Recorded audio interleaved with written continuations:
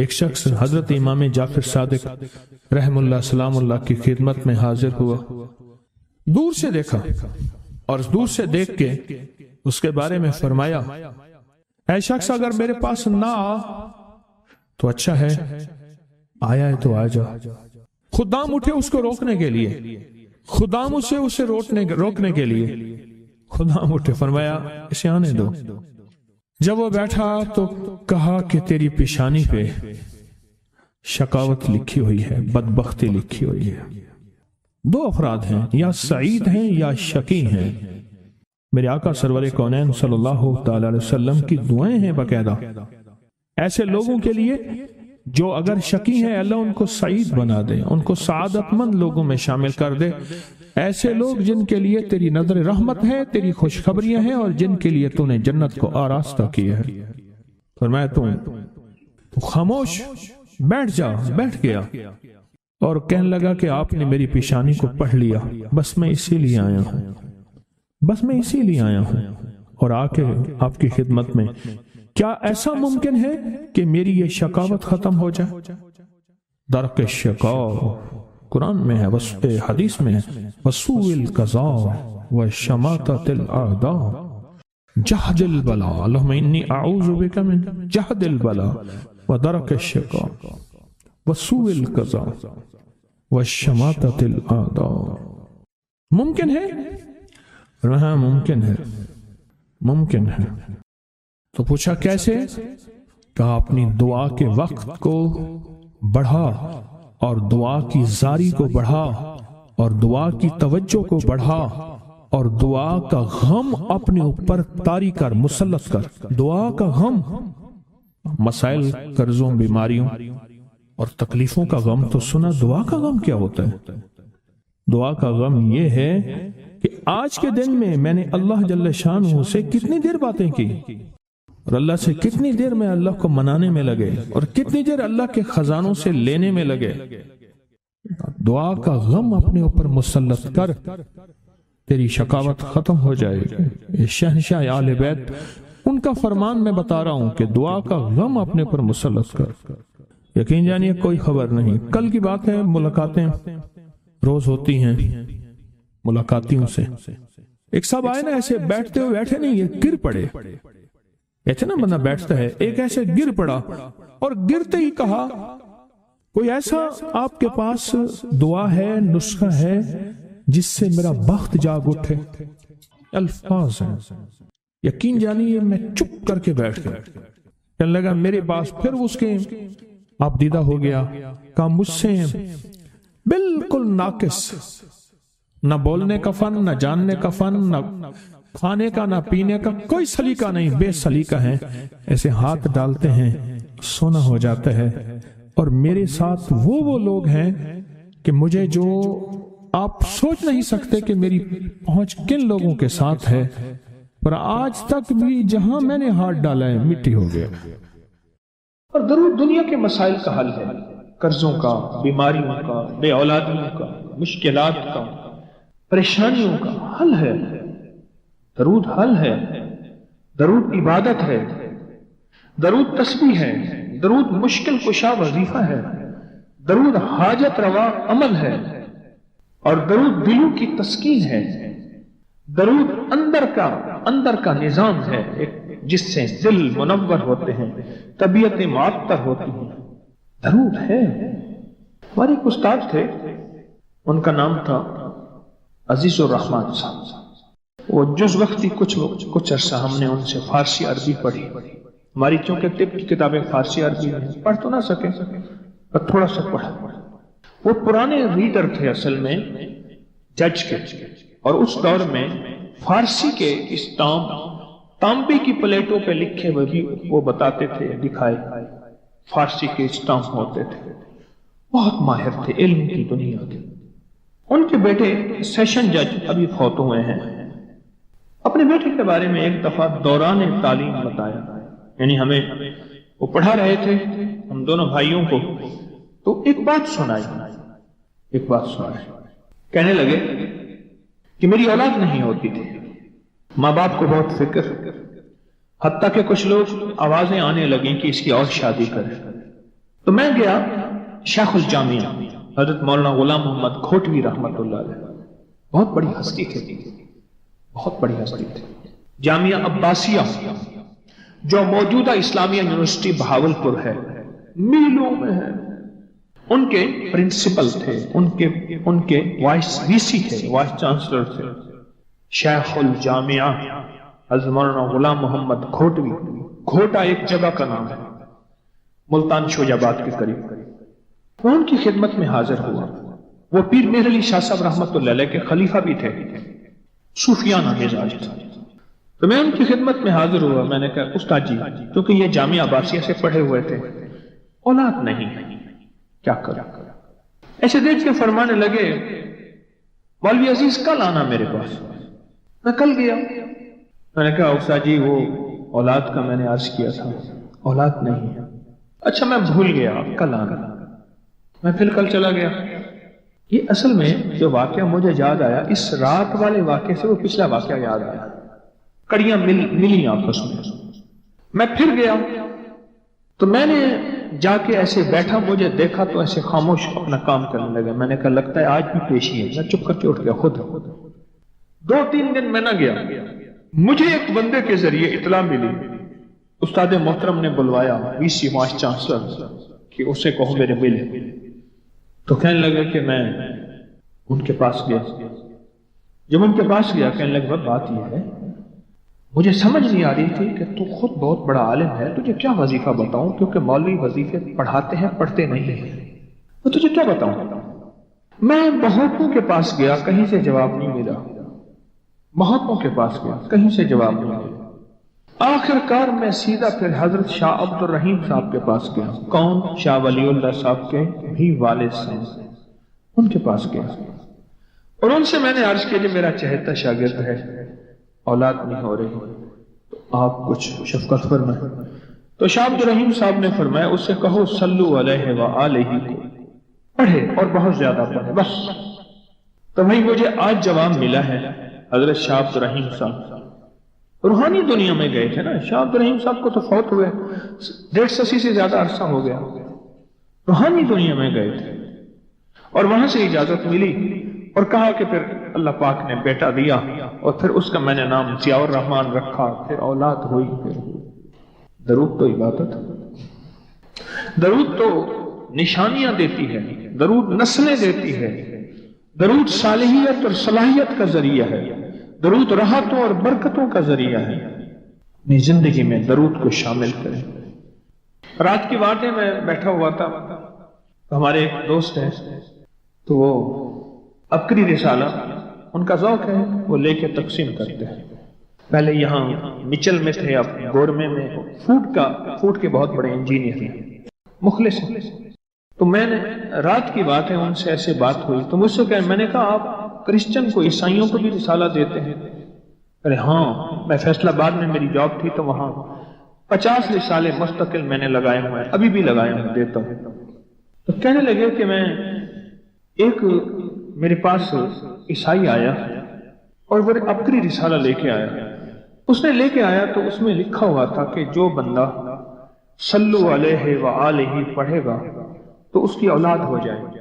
کسی نے اپنا تجربہ لکھا تھا اور کہنے لگے میرا بچہ یا وارشن ہو جاتا ہے یا بچہ ہو کے مر جاتا ہے، میرا کچھ ایسے مسائل ہیں، یا بچہ ہوتا ہے 2-4 دنوں کا ختم ہو جاتا ہے، یا حمل ٹھہرتا نہیں ہے، اگر ٹھہرتا ہے تو ختم ہو جاتا ہے، اس طرح کے مسائل۔ تو کہنے لگے میں تو کرسچن عیسائی ہوں، تو پھر یہ تو مسلمانوں کا وظیفہ ہے۔ میں نے کہا تم ہمارے نبی محمد کو مانتے تو ہو نا، نبی ہیں؟ کہ ہاں، بس ٹھیک ہے، تم بحیثیت نبی پڑھ لو، محمد صلی اللہ تعالی علیہ وسلم نبی ہیں، یہ تو مانتے ہو نا۔ عیسائی نے پڑھنا شروع کر دیا صلو علیہ وآلہ۔ کہنے لگے کچھ ہی عرصے کے بعد ڈبہ لے کے آیا کہ اب میرا بچہ 1.5 ماہ کا ہو گیا۔ کتنے عرصے کے بعد؟ ظاہر 9-10 مہینے 11 سال کے بعد ڈبہ لے کے آیا وہ عیسائی کرسچن کہ میرا بچہ ہو جائے۔ شیخ رحمت اللہ علیہ کو عشق مصطفیٰ اور محبت حب آل رسول اور حب رسول بہت زیادہ غالب تھا۔ تو ایک دفعہ بیٹھے بیٹھے دل ہی دل میں آیا اور بے ساختہ منہ سے نکلا بلغ العلا بکمالی کشفت دجا بجمالی حسنت جمیع خصال۔ اب اگلا لفظ نہیں مل رہا۔ جو شاعرانہ ذوق ہوتا ہے، جو شاعرانہ مزاج ہوتا ہے، اس میں وزن کا بہت خیال ہوتا ہے۔ وزن، اللہ کے حبیب نے زندگی میں ایک شعر کہا ہے، صدیق اکبر فرمانے لگے یا رسول اللہ وزن کے اعتبار سے شعر ٹھیک نہیں ہے، اور اللہ نے اپنے نبی کا معجزہ دکھانا تھا۔ اگر وہ شعر ٹھیک ہوتا تو پھر دشمنوں کی یہ بات ٹھیک ہوتی کہ یہ اپنی طرف سے قرآن میں گھڑ کے لاتے ہیں۔ بات نہیں سمجھ؟ یا رسول اللہ ادب سے عرض کیا، کیونکہ عرب کا ہر شخص فصاحت و بلاغت و شاعری میں آگے تھا۔ یہ شعر وزن کے اعتبار سے کمزور ہے، ٹھیک نہیں۔ آپ نے فرما دیا پر وزن کے اعتبار سے کمزور ہے۔ میرے رب نے اپنے حبیب کا یہ معجزہ ہے، یہ میرے حبیب کی سچائی اور صداقت ہے کہ یہ قرآن غاروں سے بنا کے نہیں لائے، یہ قرآن وحی ہے۔ وما ينطق عن الهوى ان هو الا وحی یوحی، کہ میرے حبیب اپنے طور پہ نہ کچھ بولتے ہیں، نہ کچھ سوچتے ہیں، نہ کچھ کرتے ہیں، کچھ بھی نہیں جو وہ کہ وحی نہ ہو جائے۔ یہ میرے حبیب کی صداقت اور سچائی کی عرشی تصدیق ہے کہ ایک شعر بھی نہیں کہہ سکے۔ اگر وہ شعر لاجواب ہوتا تو پھر دشمنوں کے الزامات کو تقویت ملتی۔ اب سوچ رہے ہیں کہ اگلا اس ربائی کو، اس شعر کو پورا کرنا ہے، کیسے ہو؟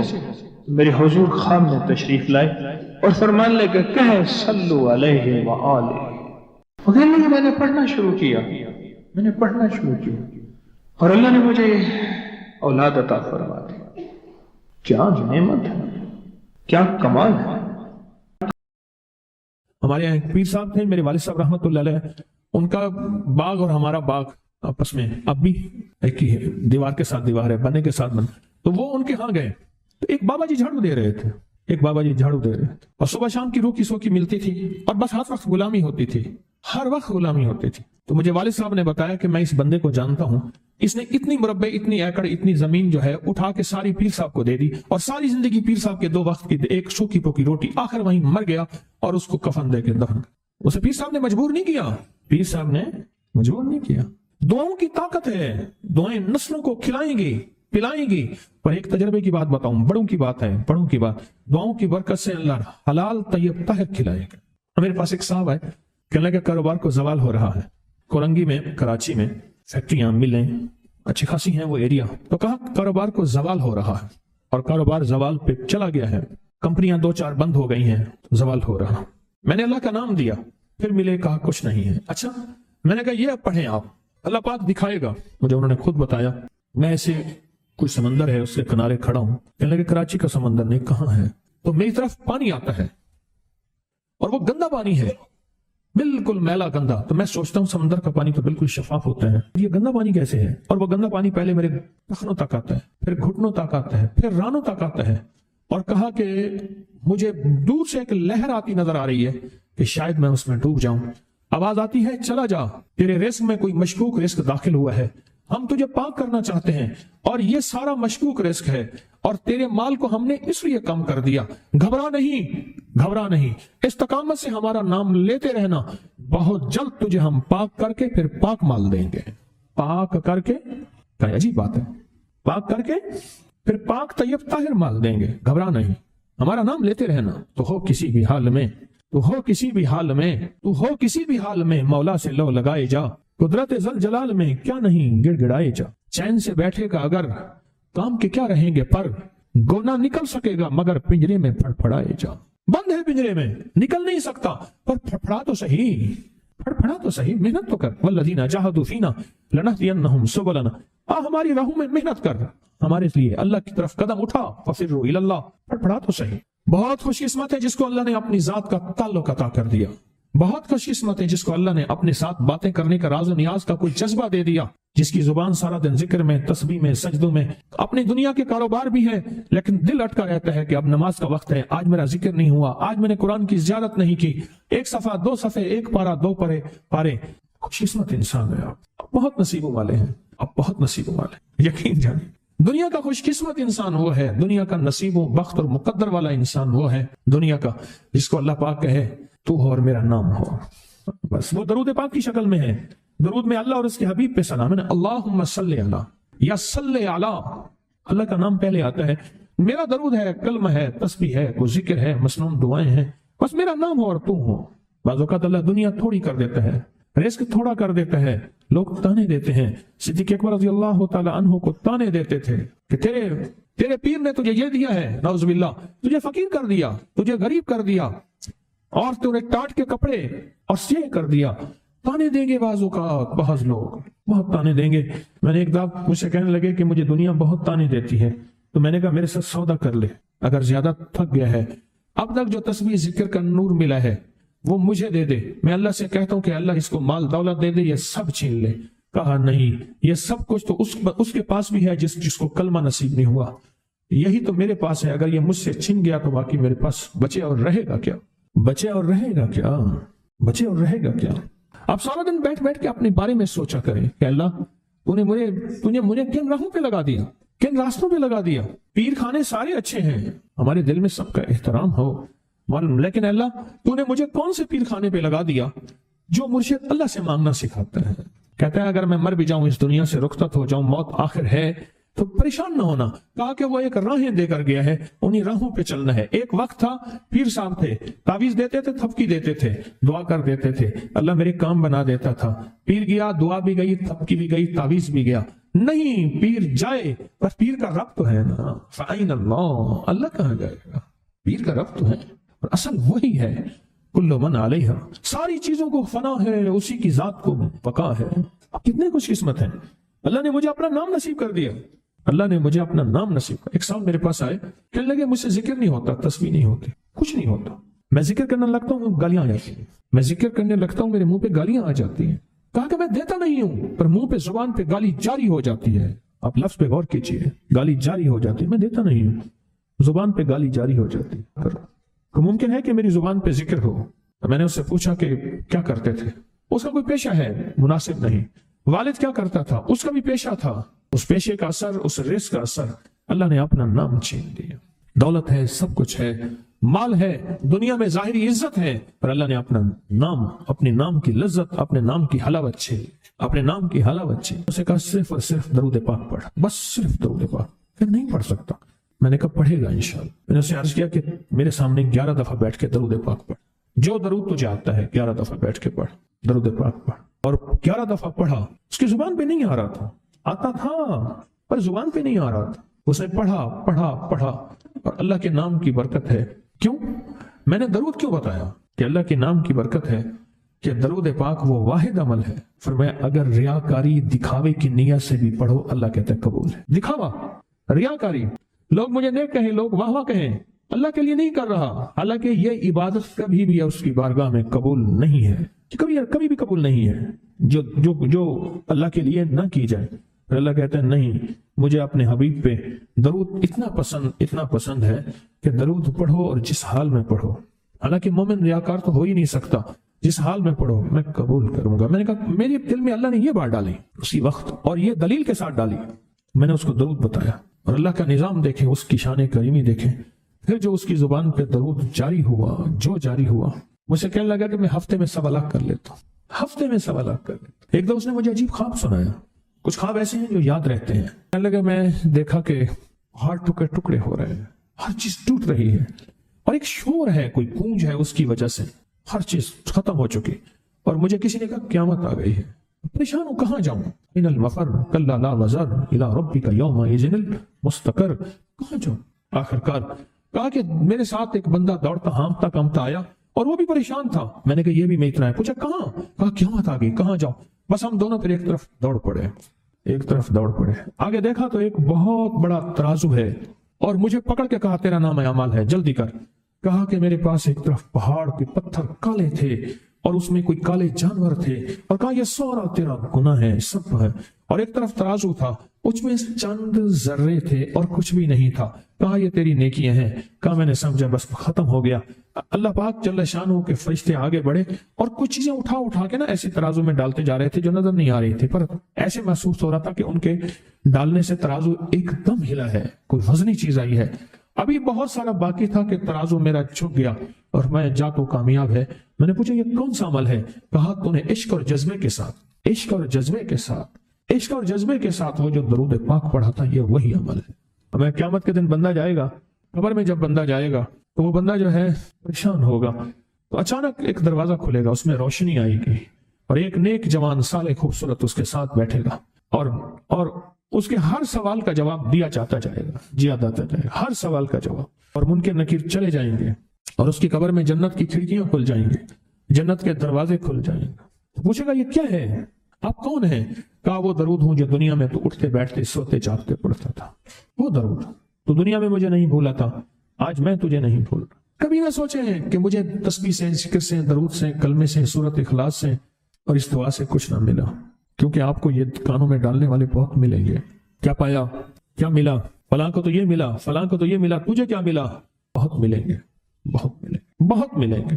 اور ایسے لوگ ملیں گے کہ جس کا گمان سے بالا تر ہے، ایسی دلیلوں کے ساتھ بات کریں گے، آپ کے قدم ڈگمگا جائیں گے، ہل جائے گا، اور انسان سوچنے لگ جائے گا کہ میں نے تسبیح خانے کا انتخاب غلط کیا ہے، یا پھر اپنے شیخ اور مرشد کے بارے میں وساوس اور بدگمانیوں کی بھار مار کر دے گا اور شیخ اور مرشد کی جاسوسی اور تعقب پہ لگا دے گا، اور بدگمانیاں، شک بڑھ جائیں گے۔ اگر شک اور وسوسے بدگمانیاں بڑھ گئے ہیں تو سمجھ لے کچھ تھا تو چور آیا، اگر نہ تھا تو چور کہاں آتا۔ اب اپنے آپ کو یہیں سنبھالنے کی ضرورت ہے۔